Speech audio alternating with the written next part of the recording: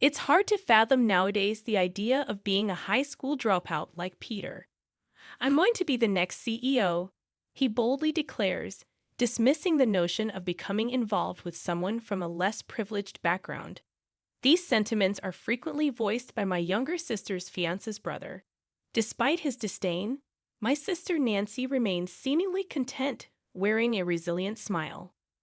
I'm Peter Pfizer, a 35-year-old man who, as he points out, only completed high school. I harbored dreams of graduating and perhaps attending college, just like those around me. However, harsh realities forced me to abandon my high school education to support Nancy.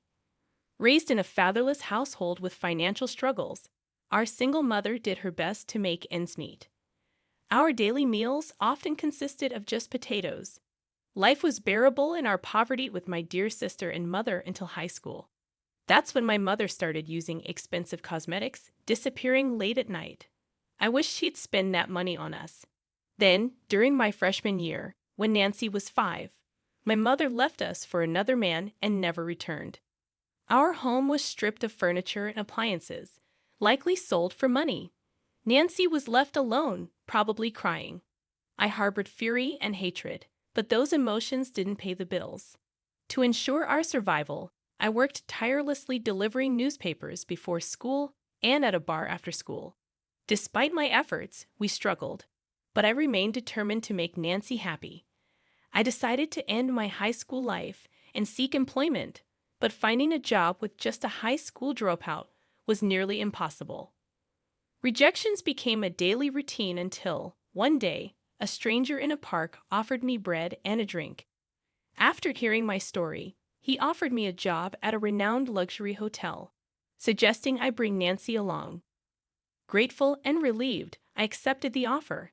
The next day marked the beginning of my first real job, a challenging experience filled with repeated greetings and various menial tasks.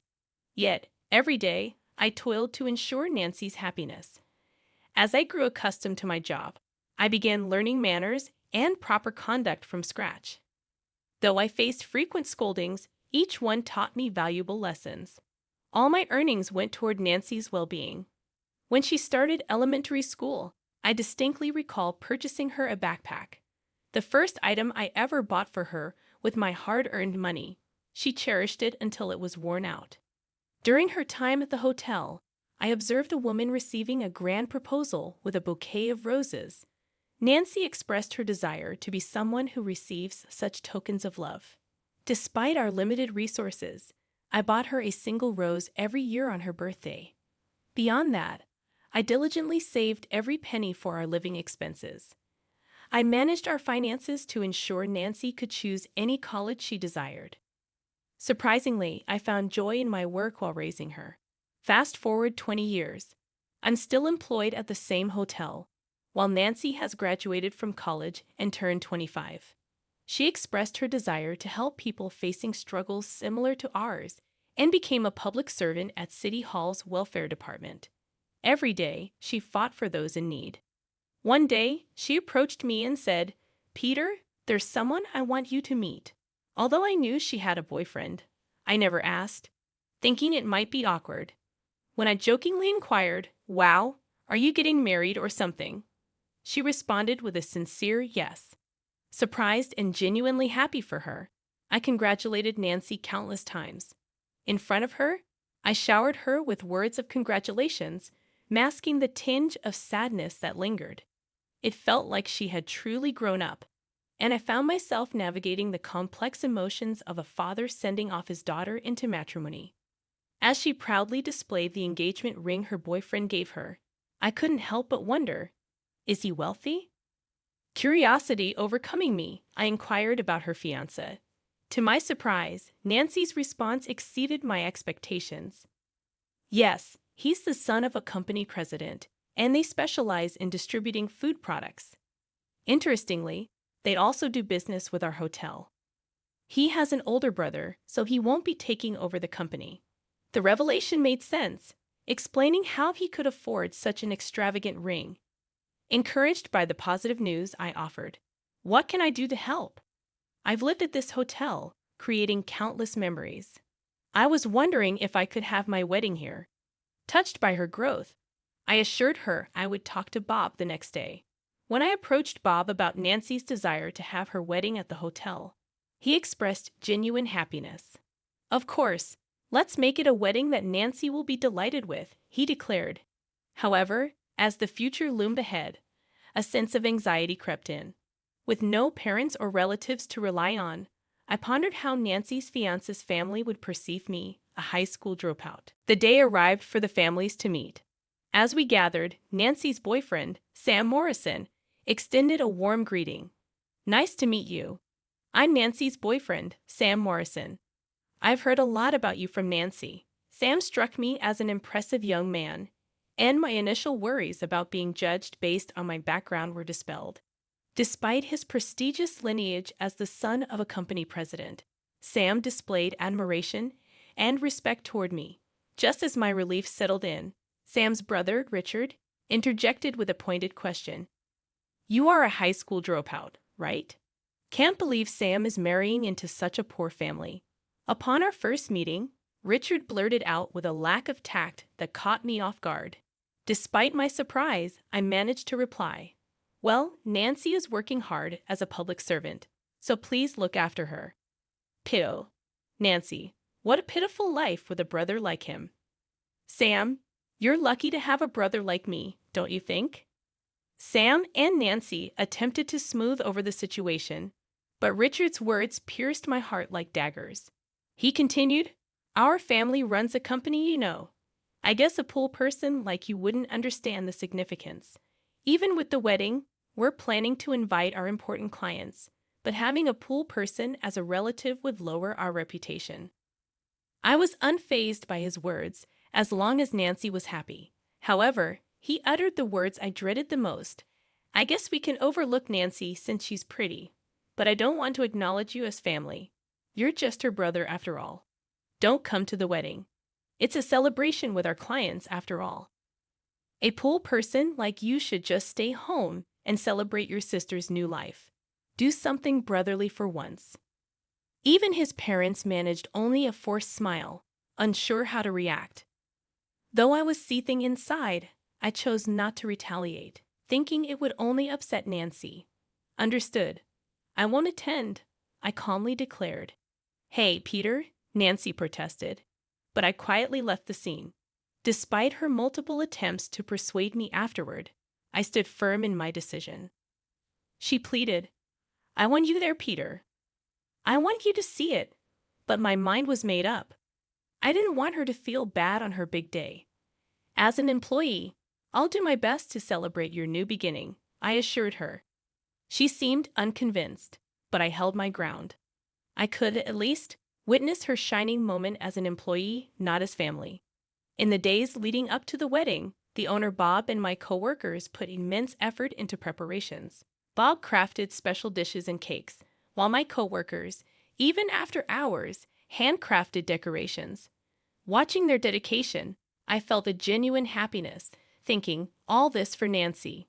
On the wedding day, I celebrated Nancy as much as I could as an employee. I arranged a surprise by scattering her favorite rose petals during the newlyweds' entrance and decorated their seats with plenty of roses. That was all I could do. My coworkers kept asking, why aren't you attending? He's family. Each time, I smiled and replied, I'm an employee here. I have work to do. In my heart, I yearned to celebrate with her as family, but Nancy, despite being the bride, looked visibly unhappy. As the wedding festivities continued, I couldn't shake the feeling that Nancy must have wanted me there. Overhearing Richard's disdainful comment about it being refreshing not to have such a failure of a brother at the wedding stung, but I pressed on. During the toasts, as people began enjoying the meal and drinks, Richard's inappropriate behavior became increasingly noticeable. He drank heavily and demanded expensive wine, with a loud insistence for the next round. Whispers from those around us questioned his behavior, and then he started loudly disparaging me. Do you know why the bride's family isn't attending? She has no parents, and her brother is just a high school dropout. It's a miracle such a lovely girl came from that. I can't believe I'm eating food prepared by a high school dropout. But don't worry, our family will make her happy. She should forget about the Fisher family and take the Morrison name, he proclaimed. The other guests began whispering, expressing their disapproval. I felt close to snapping, but I reminded myself not to ruin Nancy's important day. Struggling with my emotions, I caught Nancy's sad eyes. I mouthed, "Nancy," silently to her. Recognizing my distress, she forced a smile, tears brimming in her eyes.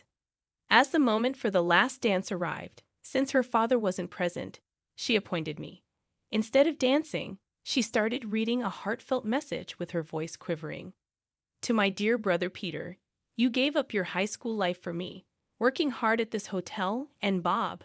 Thank you for always supporting us and for making today so wonderful. Bob and my coworkers cheerfully listened to her speech. Nancy continued. We had no parents, and I used to cry every day. But every time, my brother would be there, telling me to smile, Nancy. Thanks to him, I've lived a happy life, smiling every day.